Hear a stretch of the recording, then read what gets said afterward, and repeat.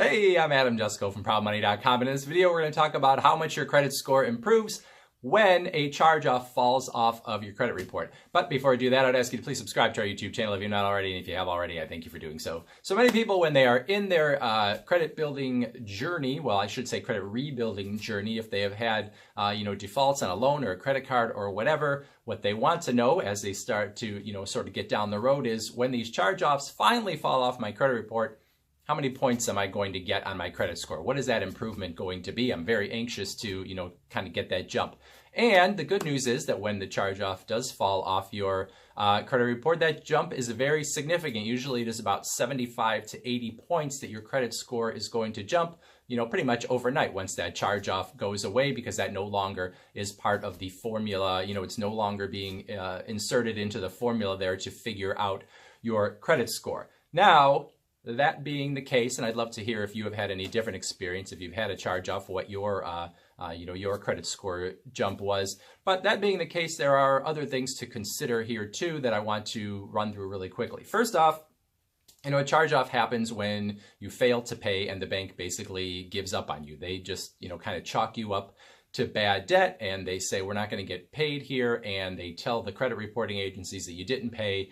But the thing about it is, it's not just that they tell them and they write you off as bad debt. You still owe that money. So you're either going to, at some point, you're still going to have to deal with that debt, whether it is to them or it is to a collection agency. So it's not like they just write it off and it goes away and you just sit there for 7 years and, wait for it to fall off your credit report. And so we'll talk about that in a second. So when that happens, you're usually going to lose maybe 100 points, maybe even a little bit more off of your credit score when you have a charge-off happening. And once you lose that 100 points, it's going to be 7 years before that charge-off falls off. Now, you can't improve your credit even despite that, but you're still going to have that big chunk there that you're going to essentially have to wait 7 years until it comes off of your credit report to really get that big jump back. So you obviously do not want to get into the position of having a charge-off if you can at all avoid it. Now, when I talk about that 75 to 80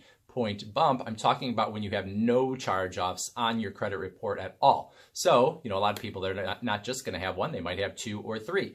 And if you have, one charge-off falls off, but you still have 1 or 2 others, you're not going to get any big bump off of that. You might get a small bump when one charge-off goes away, but it's really not until you have no more charge-offs, when they've all fallen off of your report, that's when you're going to get your bigger bump. So definitely don't expect that you're going to get that bump every time one charge-off falls off. It's only when they are all gone and that no longer is part of the calculation of your credit score. Now, I talked about the fact that when you have this debt, you still owe it even if it is in a charge-off space, right? And the thing to remember here is, oftentimes a bank will pay, or I should say sell off your debt to a collection agency. And so now you have a new creditor.